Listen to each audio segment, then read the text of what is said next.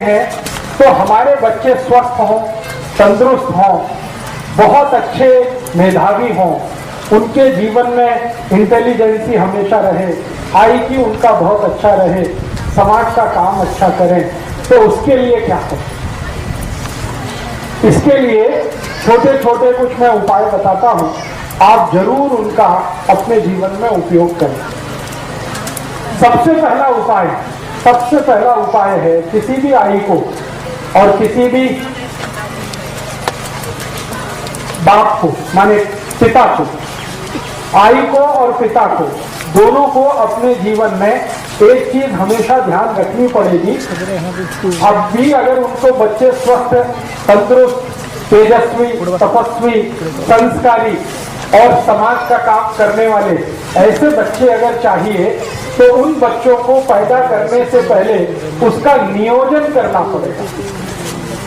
बिना नियोजन के जो बच्चे होते हैं वो ज्यादा से ज्यादा दाऊद इब्राहिम होते हैं। ये मेरा 15 साल का डॉक्टरी के पेशे का अनुभव है, तजुर्बा है। मेरे पास बहुत सारे मरीज आते हैं जिनको अपने बच्चों से त्रास है और वो बच्चे इतने त्रासवादी हैं, आई वड़िल को पीटते, आई कुछ बोले उसको मारते, वड़िल कुछ बोले उसको मारते, आई वड़िल के कंट्रोल में नहीं रहते। जब उन बच्चों के बारे में मैं पूरी हिस्ट्री लेता हूं तो अंत में जाके पता चलता है कि वो बिना नियोजन के उत्पन्न हुए, बाई एक्सीडेंट। हाँ, तो मेरा आप सभी को ये विनम्र निवेदन है कि जिनको अपने बच्चे तेजस्वी, तपस्वी, संस्कारी, समाजकर्मी, राष्ट्रवादी, धर्म के प्रति श्रद्धा रखने वाले, आई वड़िल की सेवा करने वाले ऐसे बच्चे अगर चाहिए तो उसके लिए नियोजन करना पड़ेगा। बिना नियोजन के वो बच्चे नहीं होते। सबसे पहला फैसला आपको ये करना पड़ेगा। जैसे आप बहुत सारे काम के लिए नियोजन करते हैं, घर बांधने के लिए नियोजन करते हैं। कैसे करते हैं?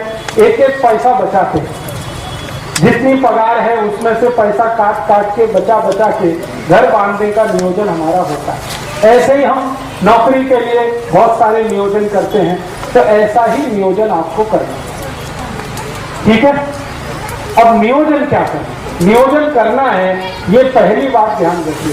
बिना नियोजन के बच्चे होंगे तो मैंने आपको बताया वो संस्कारी हो नहीं सकते। और आज के समय में दुख और दुर्दैव की स्थिति ऐसी ही है कि ज्यादा बच्चे बिना नियोजन के ही हो रहे हैं। इसलिए आई वड़िल भी परेशान है, समाज उनसे परेशान है, देश भी उनसे परेशान है।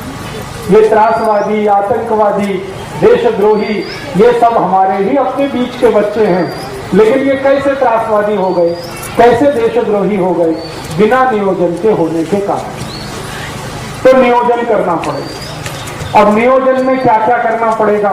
सबसे पहला नियोजन, संस्कारी बच्चा अगर चाहिए, प्रतापी बच्चा चाहिए, आपको समाजकर्मी चाहिए, धर्मनिष्ठ चाहिए, राष्ट्र प्रेमी बच्चा चाहिए, तो सबसे पहला नियोजन संयम पालना पड़ेगा। ये सबसे पहला नियोजन। बिना संयम के अच्छे बच्चे नहीं हो सकते। तो संयम आपको अपने जीवन में रखना पड़ेगा। और वो संयम रखने का तरीका क्या है? संयम रखने का बहुत सरल तरीका है, ज्यादा समय ब्रह्मचर्य का पालन करना। ब्रह्मचर्य संयम पालने का सबसे बड़ा तरीका है, सबसे आसान तरीका, ये ब्रह्मचर्य का पालन करना। अभी मेरा जो फिजियोलॉजी और एनाटॉमी का अभ्यास है, विज्ञान का जो अभ्यास है, उस अभ्यास के हिसाब से मैं एक जानकारी देना चाहता हूं। इस जानकारी को आप गंभीरता से सुने, स्वीकार करें। स्त्री के लिए संयम पालना बहुत आसान है, पुरुष के लिए नहीं। माने क्या है, ब्रह्मचर्य का पालन किसी स्त्री को करना हो तो वो बहुत आसानी से कर सकती है, पुरुष के लिए ये संभव नहीं होता। क्यों? इसलिए कि ईश्वर ने स्त्री का शरीर ऐसा बनाया है जो पुरुष से ज्यादा अच्छा है क्वालिटी में। कुछ ऐसे हार्मोन्स हैं, कुछ ऐसे केमिकल्स हैं जो स्त्री शरीर में ही है, पुरुष शरीर में नहीं है। और वही हार्मोन स्त्री को ब्रह्मचर्य पालन करने में मदद करते हैं। तो स्त्री को ब्रह्मचर्य पालना अगर करनी है तो वो उसके लिए बहुत सहज है, सरल है, बहुत आसान है। जैसे हमारे जीवन के बहुत सारे काम हम सहजता से और आसानी से करते हैं, वैसे ही ब्रह्मचर्य का पालन और संयम का पालन किसी भी स्त्री को बहुत आसान है। पुरुष को उसके लिए प्रयास करना पड़ता है, स्त्री वो बिना प्रयास के ही कर सकती। तो मैं ये बात जो कह रहा हूं वो सब भाइयों के लिए कह रहा हूं कि अगर अच्छी संतान चाहिए, तेजस्वी, तपस्वी, संस्कारी संतान चाहिए तो आपको ब्रह्मचर्य का पालन करना है। अब ब्रह्मचर्य का पालन करना है तो इसका मतलब क्या है? इसका मतलब सीधा सा ये है कि आप अपने जीवन का थोड़ा ऐसा नियोजन करो जिसमें ज्यादा आपको स्त्री के साथ संसर्ग ना करना पड़े। साल में 1 या 2 बार करें तो सबसे अच्छा, नहीं तो महीने में सिर्फ 1 बार। ऐसा आपको अपने जीवन में कुछ नियम बनाना पड़े। इस नियम का पालन करने के लिए संकल्प चाहिए। संकल्प के लिए आपको एक औषधि की मदद लगेगी, तो वो आप याद रखिए, वो औषधि है आल का रस। आल, अदरक। तो अदरक का टुकड़ा अगर मुंह में रख के चूसते रहें तो ये हमारे संकल्प को मजबूत करने में बहुत मदद करता है। किसी भी तरह का संकल्प हो, ब्रह्मचर्य पालन का संकल्प हो, व्यसन मुक्ति का संकल्प हो, पैसे के पीछे नहीं भागने का संकल्प हो, अपने जीवन में साधारण तरीके से रहने का संकल्प हो, ये सभी संकल्पों में मदद करता है। तो हमें अच्छी संतान के लिए संयम का पालन ब्रह्मचर्य की मदद से करना है और कोशिश करनी है कि साल में 1 या 2 बार, नहीं तो महीने में ज्यादा से ज्यादा 1 बार, ये आपको करना है पुरुषों को।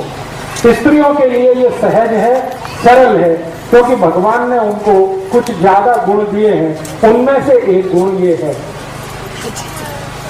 अब ये गुण होने का एक ही कारण है, मैंने बताया कि उनके शरीर में कुछ ऐसे हार्मोन्स हैं जो पुरुष के शरीर में नहीं।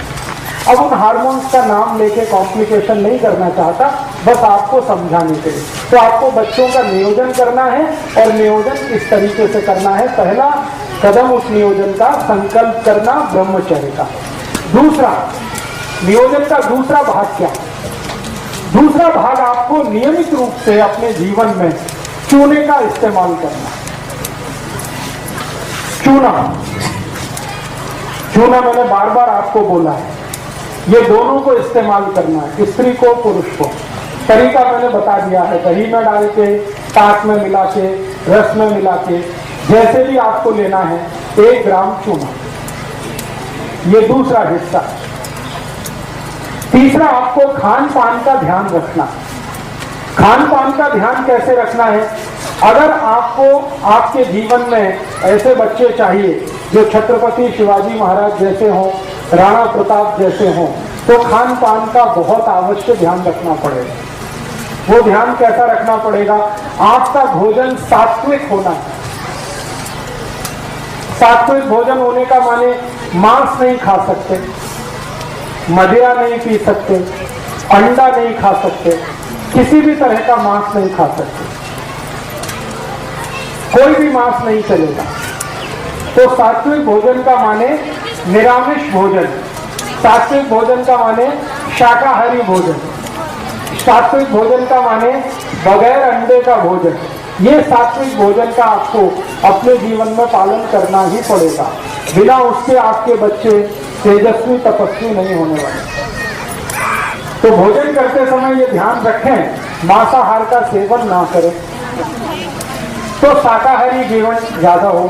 शाकाहारी जीवन में कुछ चीजों का उपयोग भरपूर करना है, जैसे गाय का दूध, गाय के दूध का दही, दही की ताक, ताक में से निकाली हुई लोनी, लोनी से निकाला हुआ घी, ये ज्यादा उपयोग करना। और जैसे लोनी है ना, लोनी और उसके साथ खड़ी शक्कर, ये नियमित रूप से खाना, दोनों को खाना, पति को भी पत्नी को भी। लोनी, खड़ी शक्कर नियमित रूप से। सूप ना भी खाएं तो चलेगा, लेकिन लोनी और खड़ी शक्कर नियमित रूप से लेना। लोनी जो है ना, मक्खन नहीं है, मक्खन अलग है, लोनी अलग है, समझते हैं ना। वो दही में वो चलाते हैं, मराठी में क्या कहते हैं उसको, मथानी, रई, तो रवि चला के जो निकलेगा वो लोनी। मक्खन जो है वो दूध से ही निकाला जाता है सीधे, तो लोनी खानी है, मक्खन नहीं। तो लोनी और थोड़ा सा खड़ी शक्कर नियमित रूप से दोनों पति पत्नी उपयोग करें। कितना लें, मात्रा कितनी हो, कम से कम 25 ग्राम लोनी और 5 से 10 ग्राम खड़ी शक्कर।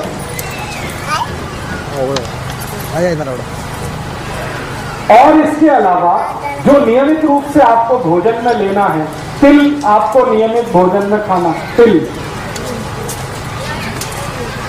मसूर की दाल, मूंग की दाल नियमित रूप से खाना। एक दिवस मूंग की दाल, एक दिवस मसूर की दाल, ऐसे नियमित रूप से खाना। और नियमित रूप से जो फल सीजन वाले होते हैं, जैसे अभी गर्मी का सीजन है, तो गर्मी के सीजन में जो फल हैं उसमें आम सबसे जाती है, तो भरपूर आम खाना। थोड़े दिन में सीजन बदलेगा तो फल भी बदलेंगे, तो सीजन वाले जो फल है वो भरपूर खाना। जैसे संतरा आएगा, मौसमी आएगी, द्राक्ष आएगा, सीजन के हिसाब से। तो अभी आम है, आम के बाद कुछ, फिर उसके बाद कुछ, उसके बाद कुछ, तो ये सीजन वाले फल भरपूर खाना है। और फल कभी भी भोजन के साथ नहीं खाना है, अकेले खाना। केला हो, दूसरे फल हो, वो भोजन के साथ नहीं, अलग से खाना। जैसे भोजन किया उसके 2 तास बाद या 2 तास पहले फल खाना, या तो फल सुबह सुबह नाश्ते में भरपेट खाना, वो सबसे अच्छा है। और एक चीज नियमित रूप से करनी पड़ेगी कि थोड़ा शरीर श्रम नियमित रूप से हो, पति का भी पत्नी का भी। पति का शरीर श्रम क्या होना और पत्नी का क्या होना, इसके लिए 2 अलग अलग विभाजन हैं हमारे शास्त्रों में। पत्नी के लिए शरीर श्रम ऐसा होना जिसमें पेट का हिस्सा, जिसको गर्भाशय कहते हैं, उसमें बार बार मूवमेंट आए, ऐसा श्रम हमें होना पत्नी के लिए, स्त्री के लिए। तो वो क्या करना है, जैसे वो चटनी बनाते हैं ना, चटनी, तो चटनी अगर मिक्सी में बनाएंगे तो शरीर का श्रम नहीं है, लेकिन हाथ से बनाएंगे तो शरीर का श्रम है।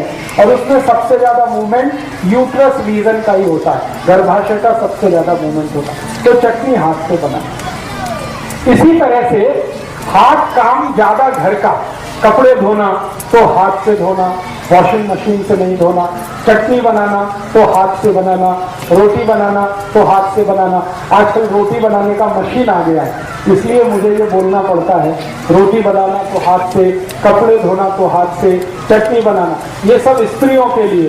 और एक बहुत अच्छा श्रम है, अगर आप सब करेंगे तो बहुत अच्छी संतान आपको होने वाली है। वो श्रम क्या है, चाकी चलाना, क्या बोलते हैं उसको, जाता। यस, जो भी ताई, जो भी आई इसको चला सके दिन में 15 मिनट, जास्ती नहीं, बस 15 मिनट, उसकी संतान सबसे स्वस्थ और सबसे अच्छी होने वाली है। ये चलाने का। अब इसको चलाने से होता है कुछ भी नहीं है, एक ही काम होता है, हमारा जो गर्भाशय का क्षेत्र है उसका सबसे ज्यादा मूवमेंट इसी पोजीशन में होता है जब हम ये चलाते हैं। मैंने थोड़ा अभ्यास किया, अपने पुराने जमाने की जो आई है, जो जाता चलाती है, सबके बच्चे स्वस्थ और तंदुरुस्त। मेरी आई मेरे बारे में बताती है, मेरा और मेरा एक छोटा भाऊ है, हम दोनों का जन्म मेरी आई ने 8 महीने लगातार जाता चला है। हमारे घर में एक परंपरा है कि जो आटा होता है वो ताजा खाना, तो जाते से ही संभव है, वो बाहर से पिसा के नहीं लाना। तो वो परंपरा के कारण मैं, मेरे भाऊ का, दोनों का जन्म हुआ है और मैं जब से जन्म हुआ बीमार नहीं पड़ता, मेरा भाऊ भी बीमार आसानी से नहीं पड़ता। मेरे घर में मेरी आई को बहुत बार मैंने पूछा, तब उसने ये बताया कि जाता का परिणाम। मेरा जन्म नॉर्मल डिलीवरी से हुआ, मेरे भाऊ का भी जन्म नॉर्मल डिलीवरी से हुआ, घर में हुआ। मेरी अज्जी ने हम दोनों का जन्म कराया, डॉक्टर को नहीं बुलाया। मेरी अज्जी पढ़ी लिखी नहीं थी, दोनों का जन्म उसने आसानी से करा दिया। वो एक ही कारण, जाता। तो आपके घर में अगर जाता लेके आए बहुत अच्छा है, मिलता है ना अभी। हाँ, बहुत ज्यादा महंगा नहीं है, 50-60 रुपए में या 100 रुपए में मिल जाता है। तो आप उसको नियमित रूप से 15 मिनट, जास्ती नहीं 15 मिनट चलाएं। स्त्रियों के लिए, पुरुषों के लिए शरीर श्रम क्या करना है? पुरुषों के लिए शरीर श्रम सबसे आवश्यक है कि आप थोड़ा दिन अगर चाहते हैं कि स्वस्थ संतान हो तो नागर चलाना।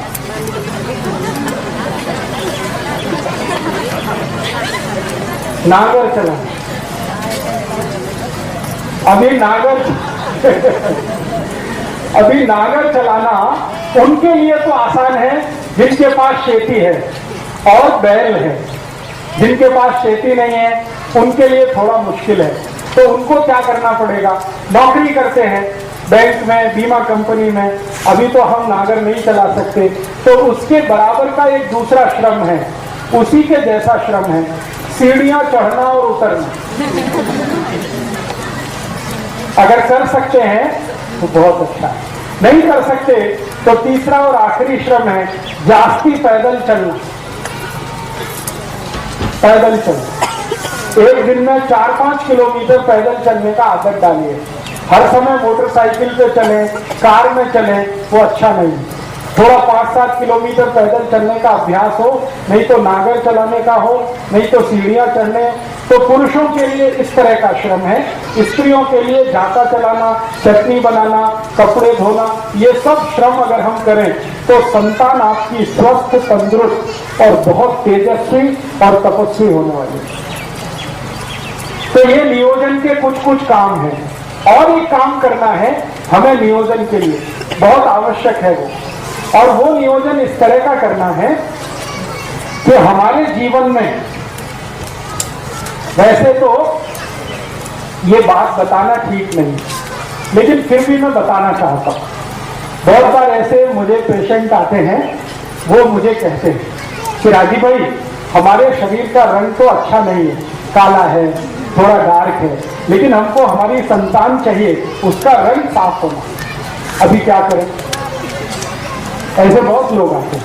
तो मैं कहता हूँ ये बेकार का बात है। फिर भी वो कहते हैं नहीं, कुछ तो औषध बताओ। तो इसकी औषध ये की है कि जो भी अपने संतान का रंग साफ चाहते हैं, थोड़ा व्हाइटिश कलर चाहते हैं, रंग उसका अच्छा फेयर कलर चाहते हैं, भले उनका रंग अच्छा नहीं है, तो वो नियमित रूप से स्त्री और पुरुष हड़द का दूध पीते रहना।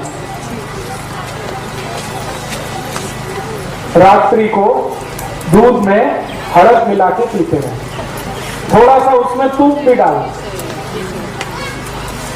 तो दूध, हड़द और दूध जो भी नियमित रूप से पिए, सभी के बच्चे उनसे ज्यादा अच्छे रंग वाले होते हैं। तो ये नियोजन का एक हिस्सा है। और एक हिस्सा है कि आपके बच्चों की बुद्धि कभी भी तेज रहे, तीव्र रहे, मंदी मंद ना हो, कभी भी उनकी बुद्धि तेज रहे, तेजस्वी रहे, आईक्यू उनका अच्छा रहे, मति मंदता कभी भी ना आए। तो आप और एक छोटा सा नियोजन करना, और वो नियोजन बस वही है जो मैं बार बार पहले कह चुका हूँ, दही चूना मिला के खाते रहना, गाय के दूध का दही बनाना, चांदी के बर्तन में उसको दही जमाना, सकाड़ी उसको दही को चूना मिला के खाना। गाय माने देशी गाय, जर्सी। तो मति मंदता नहीं आए, बच्चों में स्वस्थ रहे, तेजस्वी रहे, तपस्वी रहे, सद्भावी हो, सद्विचारी हो, इसके लिए कुछ छोटे छोटे नियोजन। और एक छोटा सा नियोजन, वो नियोजन क्या है? नियोजन एक ही है कि हमें अच्छी सुदीर्घ जीवन वाली तेजस्वी जीवन वाली संतान चाहिए, स्त्री हो या पुरुष, मुलगी हो या मूला, संतान तेजस्वी तपस्वी चाहिए। तो एक नियोजन जरूर ध्यान रखना है कि हमारे जो पति और पत्नी हैं वो आपस में जब संसर्ग करें तो पत्नी का मासिक चक्र पूरा होने के बाद, पत्नी का मासिक चक्र पूरा होने के बाद या पत्नी का मासिक चक्र शुरू होने वाले दिन से 10 दिन छोड़कर, पत्नी का मासिक चक्र शुरू होने वाले दिन से 10 दिन बाद और 17 दिन के पहले या 18 दिन के पहले, बीच का ये 7-8 दिन का जो समय है, इसी समय में एक दूसरे के साथ संसर्ग करें तो सबसे ज्यादा तेजस्वी और तपस्वी संतान होगी। पत्नी के मासिक धर्म के शुरू होने वाले दिन को गिनकर 10वें दिन से 18वें दिन के बीच का जो समय है, यही सबसे अच्छा समय है तेजस्वी और तपस्वी संतान का। वही 7-8 दिन का समय है। अब इसमें 2 तरह के दिन आएंगे, एक सम होंगे, एक विषम होंगे। जैसे 10वां दिन सम, 11वां विषम, 12वां सम, 13वां विषम, 14वां सम, 15वां विषम, 16वां सम, 17वां विषम, 18वां सम। तो जो सम दिन है उनमें अगर आप संसर्ग करेंगे तो 99% पुत्र होगा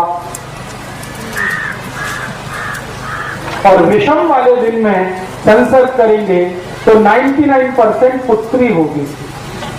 1% इसमें अपवाद है और वो कहीं भी होता है। तो अगर आपको नियोजन करना है कैसा, अब व्यसन मुक्त युवक संघ में कुछ कार्यकर्ताओं के पास पुत्री है तो पुत्र चाहिए, तो उनके लिए ये माहिती मैं दे रहा हूं।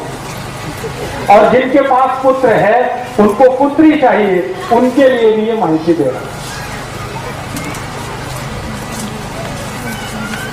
सम दिन में जाएंगे तो पुत्र, विषम दिन में जाएंगे तो पुत्र।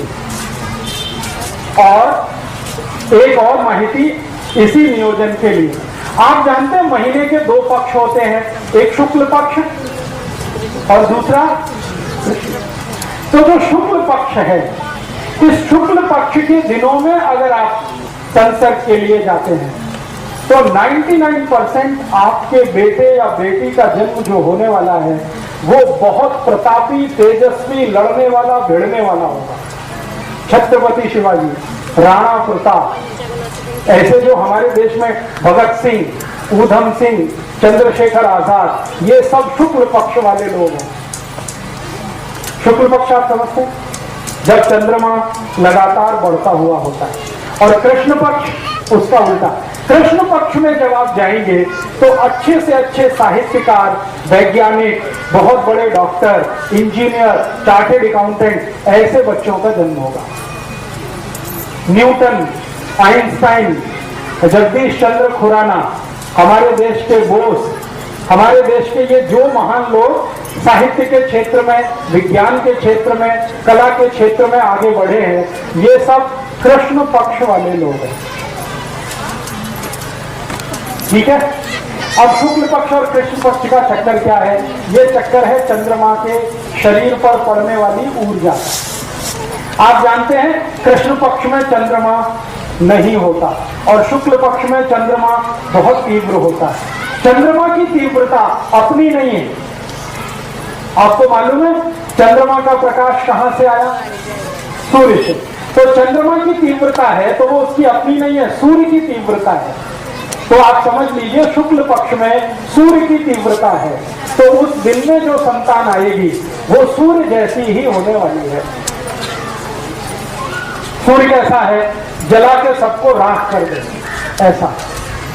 तो राणा प्रताप, छत्रपति शिवाजी, संभाजी महाराज, ये सब ऐसे ही लोग हैं जो शुक्ल पक्ष वाले। और आपको चंद्र पक्ष में, चंद्र पक्ष माने सूर्य का प्रकाश नहीं है, चंद्रमा का प्रकाश है, तो उस समय के नियोजन में जो संतान होगी वो दिमाग वाली होगी, शरीर वाली नहीं, जिसका ब्रेन बहुत चलेगा, इंटेलिजेंसी उसकी कंप्यूटर से जैसी, उससे भी ज्यादा तेज होगी। दुनिया में सारे दिमाग के काम करने वाले लोग चंद्र पक्ष के पैदा हुए और शरीर से लड़ भिड़कर साम्राज्य स्थापित करने वाले लोग शुक्ल पक्ष के पैदा हुए। तो नियोजन आपको करना है, माहिती मैं दे रहा हूं। तो आप तय करिए आपके जीवन में क्या चाहिए।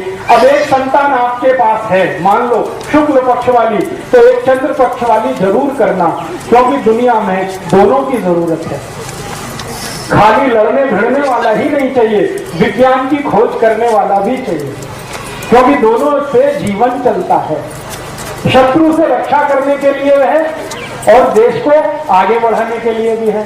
तो एक संतान शुक्ल पक्ष की, एक चंद्र पक्ष की, ऐसा नियोजन करिए। एक संतान सम तारीख वाली, दूसरी विषम तारीख वाली, ऐसा नियोजन करिए। और बाकी के शुरू के नियम जितने मैंने बताए हैं वो सबको एक साथ पालन करना, ठीक है।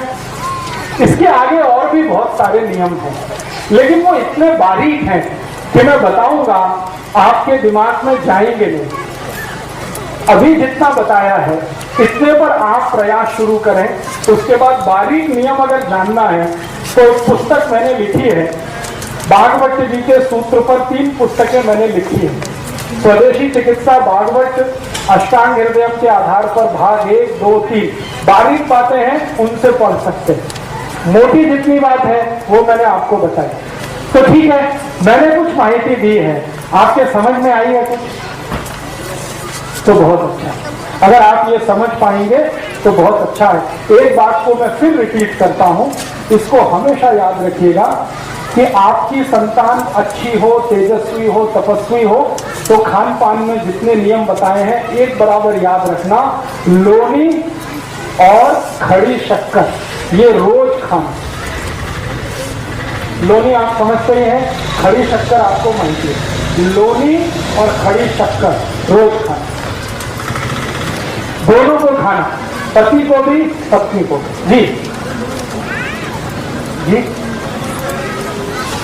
मतिमंद और हैंडीकैप जो बच्चे होते हैं वो कहां से आते हैं?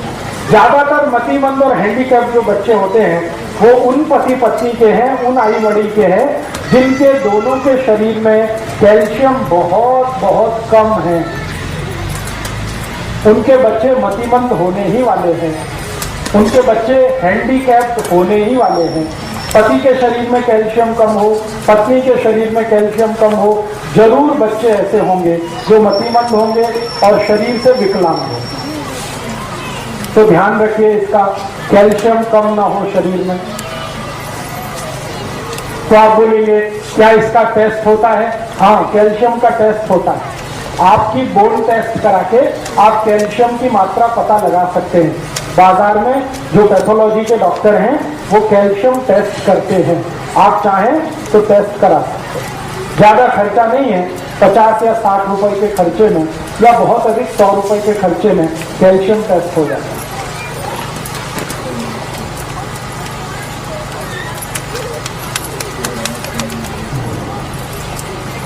बहुत ज्यादा कुछ नहीं, बहुत ज्यादा। महाराष्ट्र में कोंकण अकेला एक बेल्ट है जहां के बहुत तीव्र बुद्धि के बच्चे होते हैं। उसका कारण है। और कोंकण बेल्ट के सभी बच्चों की आंखें दुनिया में सबसे सुंदर है। किसी की इतनी सुंदर आंखें नहीं है जो कोंकण पट्टी के बच्चों की आंखें हैं। उसका कारण मैं बताता हूँ। कोंकण पट्टी के बच्चे, आप जानते हैं कोंकणस्थ, जिनको हम कहते हैं मराठी में कोंकणस्थ, ये कोंकणस्थ लोग दुनिया में इंटेलिजेंसी में सबसे ऊपर है। इनका जब IQ टेस्ट होता है ना, दुनिया के सारे देश, अमेरिका, जर्मनी, जापान, फ्रांस, दुनिया के देशों में इनकी IQ सबसे ऊंची है। कारण पूछो आप, कारण उसका एक ही है कि कोंकण पट्टी की जो मिट्टी है ना, वो उसकी विशेषता है। कोंकण की मिट्टी आप देखो लाल रंग की है, देखा? लाल रंग की मिट्टी है। लाल रंग की मिट्टी में जो धान उत्पन्न होता है उसमें कैल्शियम और आयरन सबसे ज्यादा,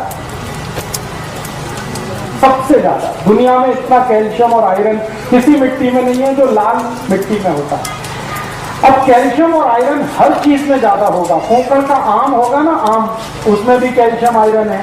कोंकण का धान, उसमें भी कैल्शियम आयरन है। कोंकण की दाल होगी, उसमें भी कैल्शियम आयरन है। कोंकण की ज्वारी होगी, उसमें भी कैल्शियम आयरन। तो ये कैल्शियम और आयरन से भरपूर जो कुछ वो खाते हैं उसका परिणाम से, और मिट्टी में होने वाले कैल्शियम और आयरन से, लाल मिट्टी दुनिया में जहां भी मिलेगी उसमें भरपूर कैल्शियम और आयरन है, और कोंकण की मिट्टी में कैल्शियम आयरन सबसे ज्यादा है। इसलिए वहां की संतानें दुनिया में सबसे तीव्र बुद्धि मानी जाती है। तो ये बात समझ में आई कोंकण की। तो आप कहेंगे हम भी कोंकण में रहिए, लेकिन आप में परिवर्तन आएगा 2 जनरेशन के बाद। अभी तुरंत नहीं आएगा, 2 जनरेशन आपकी निकल जाएंगी, 3rd जनरेशन में ये परिवर्तन आ जाएगा, अगर कोंकण में आप रहते हैं तो।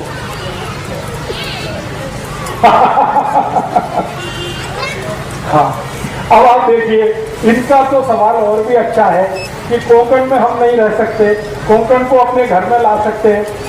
मतलब ये है कि ऐसा धान्य खाएं जिसमें आयरन और कैल्शियम ज्यादा हो, तो वो आपके घर में भी होगा।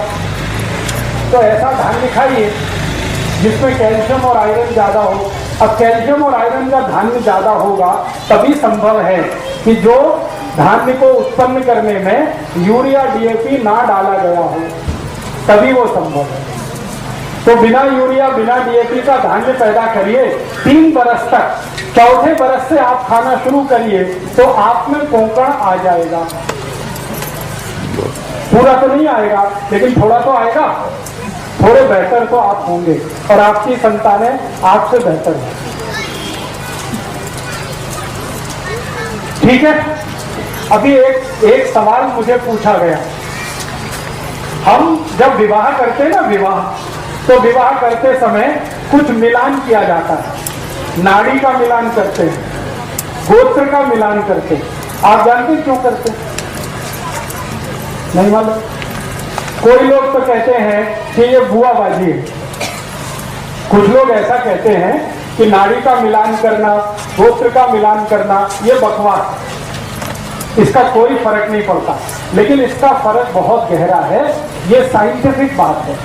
बात ऐसी है कि हम जब गोत्र और नाड़ी का मिलान करते हैं तो इस बात को ध्यान करते हैं कि डीएनए एक ही ना हो, ऐसे स्त्री पुरुष की शादी ना हो। एक ही डीएनए ग्रुप वालों की शादियां अगर हो गई तो जिंदगी भर संतान का त्रास रहेगा।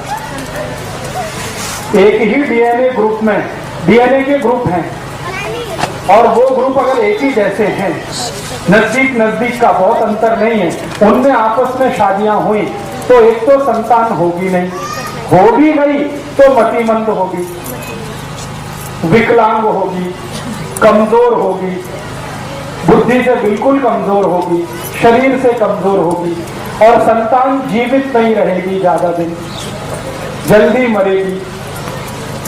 अगर एक ही ब्लड ग्रुप के नजदीक वालों की शादियां हो गई, तो जब हम नाड़ी और गोत्र देखते हैं तो उसका इसी बात का ध्यान रखते हैं। एक ही नाड़ी और एक ही गोत्र में शादी इसलिए नहीं करते हैं ताकि डीएनए एक ना हो। डीएनए एक होने के चांसेस तभी हैं जब नाड़ी एक हो और गोत्र एक हो, तो 100% ब्लड ग्रुप एक हो जाता है। इसलिए ये ध्यान रखा जाता है। तो हमारे बुजुर्गों ने एक परंपरा बनाई, विवाह करने के पहले नाड़ी का मिलान करना, गोत्र का मिलान करना। वो परंपरा बहुत साइंटिफिक है। अगर उसका ध्यान रख के आप शादियां करते हैं तो आपकी संतान अच्छी होगी, नहीं ध्यान रखा है तो बहुत तकलीफ होगी। अब आजकल हमारे देश में क्या हुआ है, प्रेम विवाह बहुत होने लगे, लव मैरिजेज होने लगे, उसमें ये कोई ध्यान रखता नहीं, ना नाड़ी का ना गोत्र का, और सब लोगों को ये त्रास है।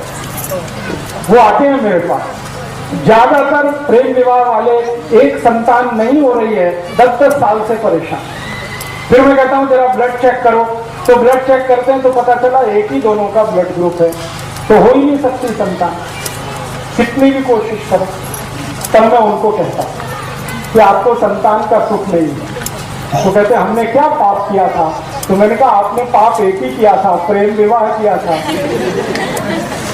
यही पाप आपने किया। अगर नाड़ी गोत्र का ध्यान रख के करते तो ये नहीं होता। माने इसका क्या है? माने इसका सीधे से ये है कि अगर हम प्रेम विवाह भी करते हैं तो इस बात का ध्यान रखें। अगर इस बात का ध्यान आप नहीं रखते तो आपको भविष्य में बहुत तकलीफें आएंगी। तब प्रेम तो छूट जाएगा, विवाह जो है घिसटता हुआ जाएगा। ये जो प्रेम है ना, ये ज्यादा दिन टिकता विकता नहीं है, क्योंकि ये आवेग जैसा होता है, ये इम्पल्स है। एक कुछ खास तरह का हार्मोन हमारे माइंड में बनता है, उसका नाम है डोपामाइन। और डोपामाइन एक अकेला हार्मोन है जो थोड़ी देर ही टिकता है।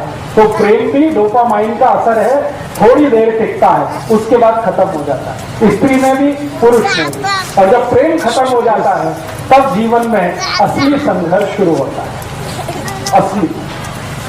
और वो इतना खराब संघर्ष होता है कि कोई देख नहीं सकता। थोड़े दिन पहले तक दोनों एक दूसरे के लिए मरने की तैयारी में हैं और डोपामाइन खत्म होते ही एक दूसरे को मार डालने की तैयारी में। ये ऐसी हालत हो जाती है। एक दिन पहले तक या 2 दिन पहले तक या 5-10 दिन पहले तक किसी स्त्री को उसका पुरुष और किसी पुरुष को उसकी स्त्री दुनिया का सबसे सुंदर, इससे ज्यादा सुंदर तो हो ही नहीं सकता। और 5-6 दिन के बाद ही दुनिया का सबसे कुरूप चेहरा वही है जो उसकी अपनी स्त्री है या उसका अपना पति है। ये सारा खेल डोपामाइन का है। तो प्रेम विवाह जो होते हैं ना, इनमें मैंने अक्सर देखा कि विवाह होते ही प्रेम थोड़े दिन में फना हो जाता है, खाली विवाह रह जाता है, लव चला जाता है, मैरिज रह जाती है। और वो ऐसी घिसटती है जैसे एक टांग का आदमी घिसटता है। तो आप जीवन में कोई फैसला करें तो किसी आवेग में ना करें, मेरा ये कहना। एक डॉक्टर की नाते मैं आपको सलाह दूंगा कि कभी भी जब आपके मन में इंपल्स बहुत ज्यादा हो तो कोई फैसला मत करिए, क्योंकि फैसले के गलत होने की शक्यता सबसे ज्यादा है। इंपल्स बहुत है तो एक बात याद रखिए, डोपामाइन नाम का हार्मोन बहुत है और ये हार्मोन है विवेक को खत्म कर देता है। विवेक काम ही नहीं करता, विवेक काम नहीं करेगा, फैसला गलत होगा। फैसला गलत होगा, जीवन भर आप पछताएंगे कि हमने एक समय पे छोटा सा गलत फैसला किया, उसका दुष्परिणाम जीवन भर भुगतना पड़ा। तो ये आप मत करिएगा। प्रेम करिए, लेकिन विवाह करने से पहले इन बातों का ध्यान रखिए। मैं ये नहीं कहता कि प्रेम मत करिए, प्रेम तो बहुत आवश्यक है जीवन को आगे बढ़ाने के लिए, ले जाने के लिए, लेकिन प्रेम का आवेग खतरनाक है। प्रेम खराब नहीं है, उसमें जो आवेग है, इंपल्स है, वो बहुत खतरनाक है। उसको ध्यान रखिए, आपकी संतान के विषय में सोचकर, देश और समाज और धर्म के विषय में सोचकर। ठीक है, अभी 1-2 प्रश्न आ गए। हाँ, ब्लड ग्रुप दोनों का अलग रहे हमेशा, पति और पत्नी का, ये ध्यान रखिए। एक का पॉजिटिव हो, दूसरे का निगेटिव हो, चलेगा। जैसे किसी का बी पॉजिटिव है पति का, पत्नी का बी नेगेटिव है तो भी चलेगा, लेकिन दोनों का बी पॉजिटिव होगा तो तकलीफ, दोनों का बी नेगेटिव हुआ तो तकलीफ। थोड़ा भी अंतर रहना चाहिए, थोड़ा भी अंतर हमेशा रहना चाहिए। जी जी हाँ, अभी हमारे देश में कुछ परिवारों में ऐसा होता है कि रिलेशन में शादियां होती हैं। ये पूरे भारत में तो नहीं है, महाराष्ट्र में है और थोड़ा सा दक्षिण में कर्नाटक में है। तो कर्नाटक और महाराष्ट्र छोड़ के तो बाकी नहीं, लेकिन हम रिलेशन में शादियां कर रहे हैं। जरूर करिए, लेकिन एक ही चीज का ध्यान रखिए, दोनों का ब्लड ग्रुप सेम ना हो। अगर सेम है तो कोशिश करिए आगे से अवॉइड करें। अब कर ली है तो अब उसमें तो कुछ नहीं, जो हो गया तो बात खत्म हुई। लेकिन आगे से आप दूसरों को जब सलाह करें तो ये ध्यान रखिए उनको कि ब्लड ग्रुप सेम ना हो तभी शादी करें, भले वो नजदीकी रिश्तेदार हो तो। और कोई प्रश्न? ये कि पति पत्नी दोनों वैवाहिक जीवन जब शुरू करें, अच्छी संतान होना, उसके लिए हमेशा दक्षिण की दिशा में सिर करके सोएं। ये बहुत जरूरी बात थी, मैं भूल गया। पति पत्नी जब अपना जीवन शुरू करें तो हमेशा सिर दक्षिण की दिशा में रख के सोएं, साउथ में। ये भी नियोजन का एक हिस्सा है। और कोई प्रश्न? जी, अब देखिए, एक विज्ञान की माहिती के लिए मुझे पत्र लिख के आया। हमारे शरीर में क्रोमोसोम्स होते हैं जिनको हम गुणसूत्र कहते हैं, एक्स और वाई। तो एक्स और वाई जो क्रोमोसोम्स हैं उसके बारे में एक मोटी माहिती आप सभी को है। एक्स और वाई अगर आपस में मिलेंगे तो हमेशा पुत्र होगा, लड़का होगा। एक्स और एक्स मिलेंगे तो हमेशा बेटी होगी, लड़की होगी। ये मोटी सी माहिती है।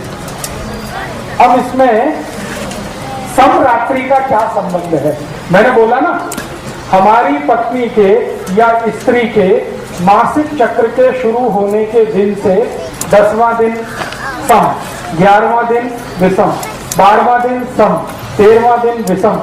तो ये सम विषम का गुणसूत्र के साथ कोई संबंध है? हाँ, संबंध है। जब सम दिन होता है तो उस दिन पुरुष का जो क्रोमोसोम्स है, स्त्री में तो 2 एक्स ही होते हैं, पुरुष में एक्स और वाई दोनों होते हैं। तो पुरुष का जो वाई क्रोमोसोम्स है वो बहुत पावरफुल होता है सम वाले दिन पर, इसलिए पुत्र होने की शक्यता सबसे ज्यादा है।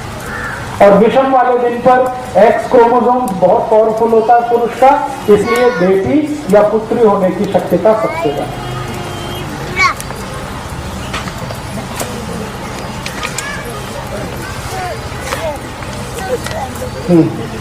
अब देखिए, एक बहुत अच्छा सवाल है, वो सबके लिए मैं बोलना चाहता हूँ। स्त्रियों को जब मासिक पारी आती है ना, तो घर के जो पुराने बुजुर्ग हैं वो बहुत सारे कड़क नियम पालन करवाते हैं। स्वयं पाक घर में नहीं जाना, स्वयं पाक नहीं करना, भोजन नहीं बनाना, ऐसे करना, वैसे करना, वगैरह वगैरह। इसके पीछे का साइंस क्या है? इसके पीछे कुछ खास बात नहीं है। एक ही बात है कि जब स्त्री को मासिक पारी शुरू होती है तो उसके पूरे महीने का सबसे महत्वपूर्ण समय वो है, सबसे महत्व का समय। और मैं विज्ञान की माहिती आपको एक देना चाहता हूं कि वो समय सबसे महत्वपूर्ण तो है ही, सबसे पवित्र भी। उसमें होता क्या है कि स्त्री के शरीर का जो गर्भाशय है वो अपने को स्वच्छ कर रहा है और आने वाली संतान के लिए तैयारी कर रहा है। तो इससे ज्यादा पवित्र और अच्छा तो कुछ नहीं किसी भी स्त्री के। तो उसकी पवित्रता सबसे ज्यादा उन्हीं दिनों में होती है जब वो मासिक पारी में होती है। और पुरुष के बारे में मैं एक जानकारी देता हूं जो गुणसूत्र के आधार पर है और साइंस के आधार पर है कि पुरुष स्वभाव से अपवित्र होता है। हाँ, इसमें आप हंसिए मत, ये सच है। पुरुष जो है स्वभाव से, चरित्र से, बाई नेचर, बाई कैरेक्टर अपवित्र होता है। इम्प्योर जिसको कहते हैं, उसमें पवित्रता ज्यादा नहीं है। इसलिए आपको हैरानी होगी, भारत में बहुत सारे ऐसे देवस्थान हैं जहां पर पुरुष को जाने की अनुमति नहीं है। वो ये कहते हैं कि आपको देवस्थान में पूजा करनी है, अपनी पत्नी को लेके आओ। मैं बहुत सारे देवस्थान में नहीं जा सकता। हाँ, मेरे साथ ये दुर्घटना हो चुकी है। केरल में, तमिलनाडु में, आंध्र में ऐसे बहुत मंदिर हैं। मैं अंदर गया गर्भगृह में पूजा, उसने रोक दिया। पहले तो रोक दिया ये वस्त्र उतारो, तो मैंने कहा ठीक है उतारता हूँ। फिर धोती पहनो, धोती माने लुंगी पहनो, मैं वो भी पहन लिया। फिर उसने पूछा आपका विवाह हुआ? मैंने कहा नहीं हुआ, तो आप अंदर नहीं जा सकते। हाँ, मैं पूछा भाई क्यों नहीं जा सकता? उसने कहा आप पवित्र नहीं। हाँ, तो पहली बार मेरे जीवन में मैंने सोचना शुरू किया कि मैं पवित्र नहीं हूं। तो बाद में मैं वहां से लौट आया तो मेरे जो बहुत सीनियर गुरु हैं जिन्होंने मुझे चिकित्सा और ये सब सिखाया, क्योंकि मैं तो टेक्नोलॉजी का आदमी हूँ, इंजीनियरिंग फील्ड का, लेकिन चिकित्सा मैंने सीखी। तो जिन गुरुओं ने मुझे सिखाया, मैंने उनके सामने ये प्रश्न किया कि मंदिर का पुजारी कहता है मैं पवित्र नहीं हूँ। पवित्र तब होता हूँ जब मेरा विवाह होता है, पत्नी साथ होती है। तो मेरे जो सबसे बड़े गुरु थे उन्होंने कहा कि पवित्रता स्त्री में ही होती है, पुरुष में नहीं होती। और उसका कारण ये है कि हर महीने उसका शरीर अपने पुराने कचरे को निकालकर नया धारण करता है, पुरुष में ये नहीं होता। इसलिए मासिक पारी के दिनों का जो समय है वो सबसे पवित्र है। इसलिए कहा यह गया है कि इस पवित्र समय को फालतू के काम में बर्बाद नहीं करना। फालतू का काम क्या? स्वयं पाक करना, रोज होता ही है वो तो। फालतू का काम क्या? झाड़ू लगाना, पोछा लगाना, ये तो रोज चलता ही है। उन 4-5 दिनों में ज्यादा से ज्यादा क्या करना? ऐसा काम करना जो पवित्र ही है, जैसे ईश्वर का ध्यान करना, भजन करना, मन में थोड़ा सा संवाद करना अपने से, ईश्वर से। इसके लिए थोड़े फालतू कामों से समय को रखना बाहर। इसके लिए ये कहा गया कि दिन के जो सामान्य काम हैं वो उन 4-5 दिनों में नहीं करना। अब हुआ क्या? हमारे घर वालों ने इसका इंटरप्रिटेशन उल्टा कर दिया। इसका इंटरप्रिटेशन क्या कर दिया? ये खराब है, ये पवित्र है, वहां कोने में बैठ जाओ, किसी को छूना नहीं, किसी को ये करना नहीं। ये फालतू बातें हमारे घर में घुस गई, क्योंकि हमने विज्ञान को छोड़ दिया, खाली परंपरा को ले लिया। तो मेरा आपको ये कहना है कि मासिक पाड़ी के जो भी 4-5 दिन हैं वो सबसे महत्व के दिन हैं, सबसे पवित्र दिन है। उनमें सबसे अच्छा काम करना चाहिए। तो जो काम आपके नॉर्मल रूटीन में नहीं हो रहा है वो उन दिनों में आप करिए। जैसे डेली के रूटीन में आपको बहुत समय स्वयं पाक में जाता है, वो 4-5 दिन आप स्वयं पाक के समय को बचाकर आपके ईश्वर के ध्यान का समय, आपके प्राणायाम का समय, आपके साधना के समय में लगे। इसके लिए वो समय थोड़ा खाली रखिए। और पुरुष को कहा गया है कि वो परेशान ना करे अपनी पत्नी को और स्त्री को उतने दिनों में, क्योंकि मैंने कहा ना, संयम स्त्री ही पालती है, पुरुष के बस की बात नहीं है। तो अक्सर पुरुष के संयम टूटते हैं, तो वो उन दिनों में तो संयम को कठोरता से पालन करे, ऐसा हमारे आयुर्वेद में निर्देश दिया गया। तो मासिक पाड़ी के समय सीना नहीं, फिरोना नहीं, ये काम नहीं करना, ये काम नहीं करना। इसके पीछे का अर्थ एक ही है कि आपका ये समय बचाकर थोड़ा ध्यान, थोड़ा प्राणायाम, थोड़ी समाधि की स्थिति में रहना। 4-5 बोल सकते हैं धीमे स्वर में। धीमे स्वर में माने मध्यम स्वर में। एक तो ओंकार हम करते हैं तीव्र स्वर में, वो मासिक पाड़ी के बाद के दिनों में करिए जब पाड़ी पूरी हो जाए। लेकिन पाड़ी के समय में आप ओंकार जरूर बोल सकते हैं मंद स्वर में, ज्यादा हाई पिच पे नहीं। ज्यादा हाई पिच पे कुछ भी नहीं करना, सब कुछ मंद स्वर में करना, क्योंकि उस समय शरीर की ऊर्जा बहुत तीव्र होती है, अग्नि बहुत तीव्र होती है, और ओंकार बोलने से भी अग्नि और तीव्र होती है। तो ओंकार मध्यम स्वर में बोलना।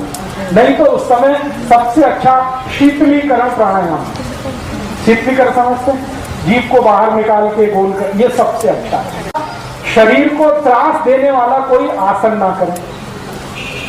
एक आसन उस समय जरूर करें, उसका नाम है मकर आसन। मकर आसन समझते हैं? पेट के बल लेटना और हाथ को ऐसे करके, और आपका ये चिन पोर्शन है, ये हाथ पे रख के पांव दोनों ऐसे ऐसे लेटना, ये सबसे अच्छा आसन है मकर आसन। फिर शीतलीकरण, फिर अनुलोम विलोम, ये प्राणायाम आपके लिए बहुत ही अच्छा है।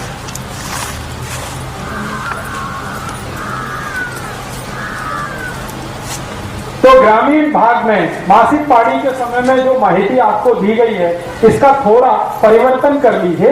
ये पवित्र दिन है, खराब दिन नहीं है, बहुत पवित्र दिन है।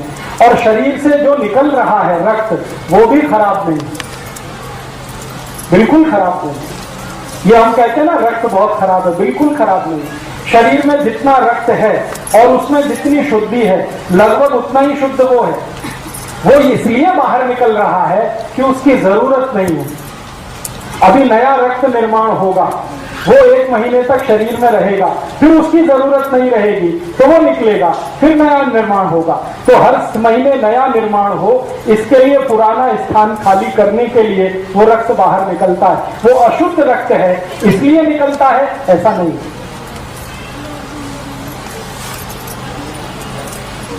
हाँ, पूजा आप करें वैयक्तिक। एक तो पूजा होती है सामूहिक और सार्वजनिक, जो परिवार के साथ करते हैं। लेकिन शास्त्रों में यह कहा गया है कि स्त्रियों को उन दिनों में वैयक्तिक पूजा ज्यादा करनी। वैयक्तिक पूजा माने अपने लिए ध्यान, अपने लिए प्राणायाम, अपने लिए योगासन, अपने लिए वो सब साधना की स्थिति। परिवार के लिए तो बाकी 25 दिन है ही, वो तो मरना घटना है ही। ये 5 दिन तो उसके अपने हैं, इसके लिए वो उसको कहा गया।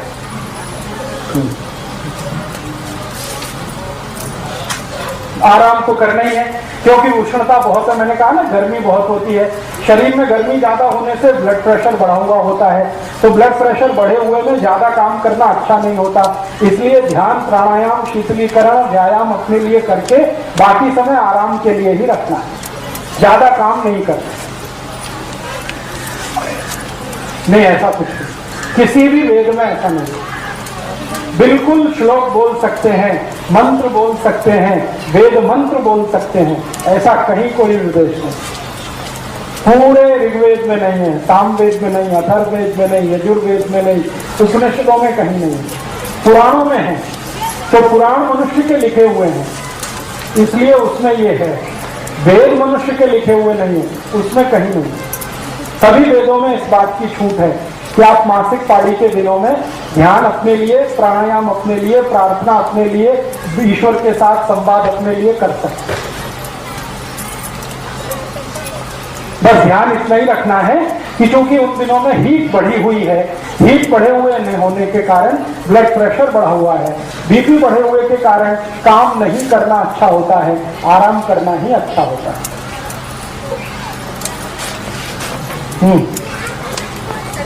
हाँ, इतनी बात समझ में आई जी?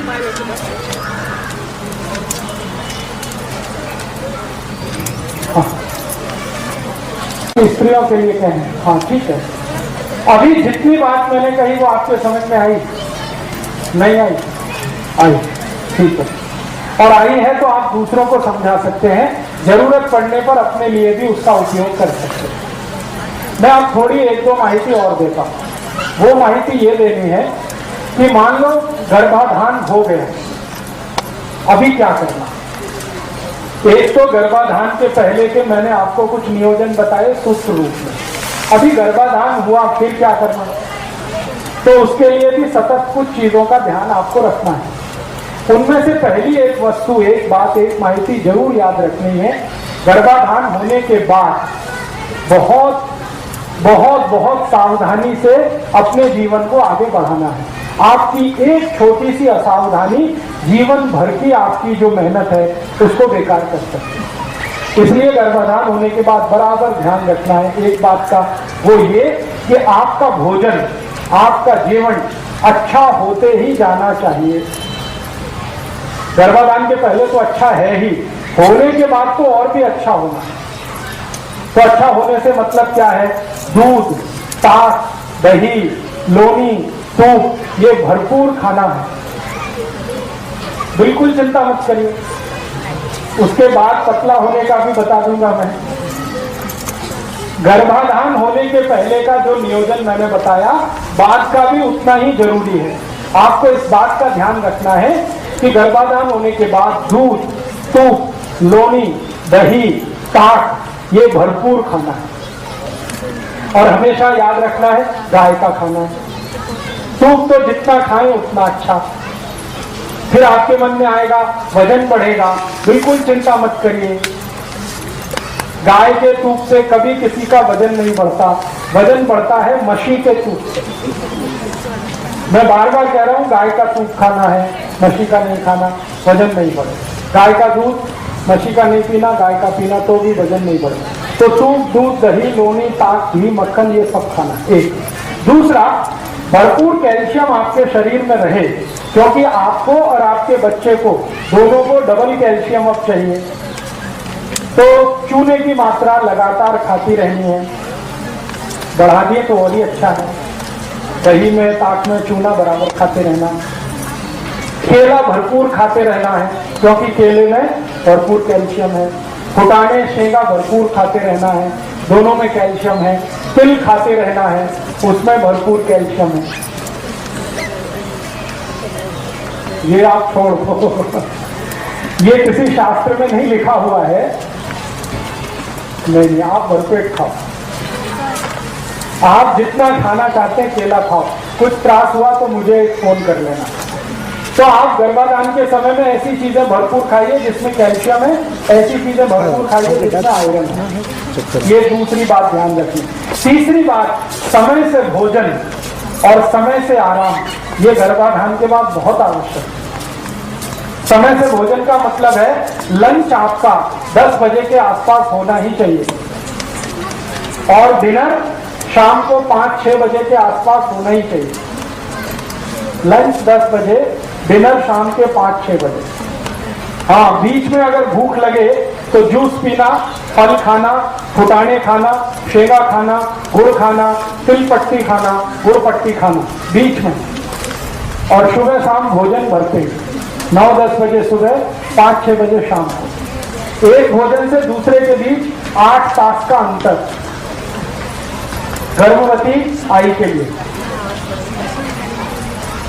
और दूसरा एक ध्यान ये रखना है कि पहले महीने से 7वें महीने तक थोड़ा थोड़ा श्रम करते रहना। श्रम मैंने बताया, जाता चलाना एक है, सिलबट्टे पे चटनी करना एक है, कपड़े धोना एक है, झाड़ू पोछा करना एक है। ये काम अपने हाथों से ही करें तो अच्छा है, मशीन से ना करें, क्योंकि जितना आप कर लेंगे उतना डिलीवरी टाइम में आपको असुकून रहेगा, पेन कम होगा, तकलीफ कम होगी, त्रास कम होगा। ये एक ध्यान रखना है। और एक आखिरी ध्यान इस बात का रखना है कि पूरे पहले महीने से 8वें 9वें महीने तक 9 महीने 9 दिवस 9 घंटे, एग्जैक्ट टाइम ये है 9 महीने 9 दिवस 9 घंटे, ये गर्भाशय के पूरे होने का समय है। इतने दिन तक आई को, पत्नी को कुछ मानसिक त्रास नहीं होना, कैसा भी, किसी भी तरह का मानसिक त्रास नहीं होना, क्योंकि उसका सबसे ज्यादा दुष्परिणाम होता है वो संतान को होता है। आई को थोड़ा मानसिक त्रास संतान के ऊपर 10 पट बढ़ जाता है। आई को थोड़ा हलन चलन हुआ ना, संतान को 10 पट बढ़ जाएगा। तो आई को कुछ भी त्रास नहीं होना। अब इसकी जिम्मेदारी पूरे परिवार को लेनी है, पति को तो विशेष रूप से लेनी है, परिवार के दूसरे सदस्यों को उसकी जिम्मेदारी लेनी पड़ेगी कि आई के साथ ऐसा कुछ ना हो जो उसको मानसिक त्रास वाला हो। जैसे हर एक व्यक्ति को, स्त्री हो या पुरुष, कुछ चीजें पसंद हैं, कुछ नापसंद होता है ना, सबके जीवन में होता है। छोटे बच्चे को भी ये पसंद है, ये नापसंद है, ये पसंद है। तो आई को जो जो चीज नापसंद है वो उतने दिनों में नहीं होनी चाहिए घर में। अब उसकी एक सूची बना लो, ये चीज नापसंद है तो ना हो, क्योंकि नापसंद वाली चीज होगी तो मानसिक त्रास होगा और उसका दुष्परिणाम आई को जितना होगा उससे ज्यादा बच्चे को होगा। और बार बार मानसिक त्रास अगर बच्चे को आपने दिया तो वो बच्चा जब पैदा होकर आएगा तो जिंदगी भर आपको त्रास देगा। ये आप ध्यान रखें। मैं आपको बहुत गंभीर बात कह रहा हूं कि अगर आपने इसका ध्यान नहीं रखा, आई को मानसिक त्रास हुआ बार बार, तो बच्चा हो गया, फिर जब वो बड़ा हो जाएगा तो वो ऐसा मानसिक त्रास देगा कि जिंदगी भर आई और बाबा रोते रहते हैं। बहुत बार बच्चों को आपने देखा ना, आई बाबा को रुलाते हैं। ये वही बच्चे हैं जो गर्भ के समय अपनी आई के पेट में थे और आई को मानसिक त्रास हुआ, उससे ज्यादा बच्चे को हुआ, तो वो पूरा बदला निकालता है। तो आई वडील पूछते हैं, कौन सा हमने कुकर्म किया था जो ऐसा हमारा बेटा हुआ? तो मैं उनको याद दिलाता हूँ कि याद करो, तुमने गर्भाशय के समय जब ये था क्या क्या त्रास दिया था। तो उनको याद नहीं आता, फिर खोद खोद के याद दिलाते हैं तो फिर पता चलता। तो इस बात का आप हमेशा अपने जीवन में ध्यान रखें।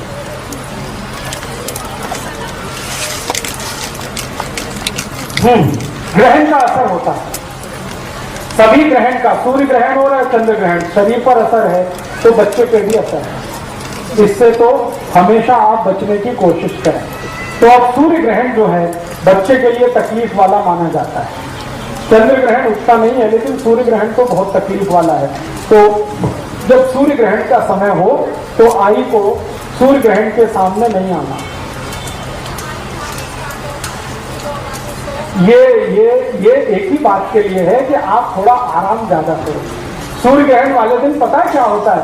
ब्लड प्रेशर बढ़ा हुआ होता है, क्योंकि सूर्य के कारण।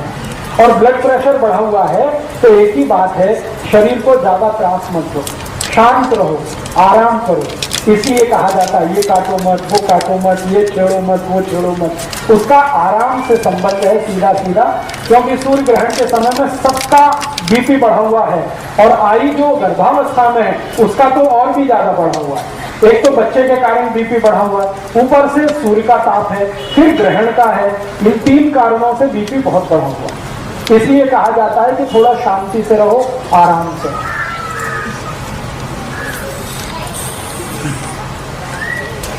कुछ समझ में आ गया? अच्छा, अब मुझे कुछ प्रश्न आए हैं, उनका मैं उत्तर देने की कोशिश करता हूं। आपके प्रश्न है तो आप भी पूछ सकते हैं। एक प्रश्न आया है कि कोई पति को और पत्नी को बच्चे नहीं होते, क्या करना? ये व्यक्ति जो भी प्रश्न कर रहे हैं वो मुझसे व्यक्तिगत मिले, क्योंकि उनका सार्वजनिक उत्तर नहीं है। किसी का कोई तकलीफ है, किसी का कोई तकलीफ, किसी में पति को तकलीफ है, किसी में पत्नी को तकलीफ है, तो एक जर्नल उत्तर इसका मैं नहीं दे सकता। इसीलिए आप व्यक्तिगत रूप से मिले, नहीं तो मेरा नाम पता लिख लें, मुझे खत लिखें या ईमेल करें, विस्तार से आपकी माहिती मुझे दें, तो विस्तार से ही मैं समझ के कोई औषध बता सकता हूँ।